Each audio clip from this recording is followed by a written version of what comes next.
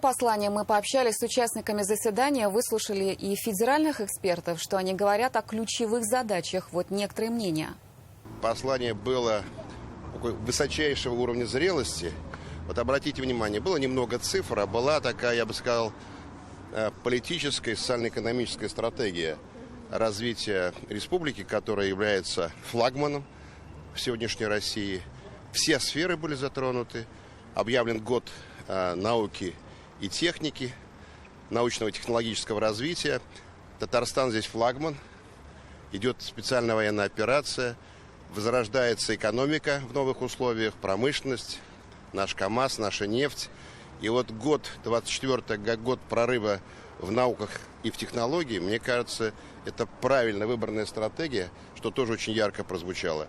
Очень взвешенное послание, в чем подчеркнуты и итоги нашей деятельности, самое главное, определены задачи на будущее.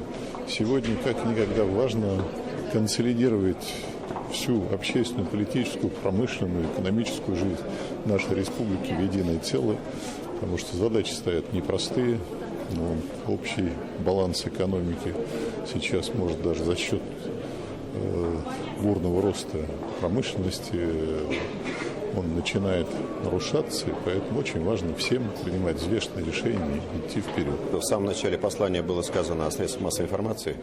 Это очень важно, потому что в современном мире правильные, нужные и объективное информирование приобретает огромное значение, потому что фактически идет большая информационная война. И для того, чтобы люди могли разбираться в этом окружающем мире, им нужно очень вовремя и очень точно доносить нужную, важную информацию. Живем мы в удивительное, особенное, совершенно историческое время. Время, когда решается судьба нашей страны, решается судьба наших детей.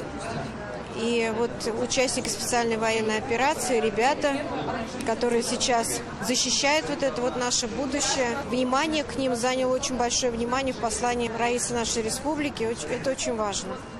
Мне кажется, тем самым демонстрируется такая ответственность перед этими мужественными людьми, которые сегодня находятся на передовой.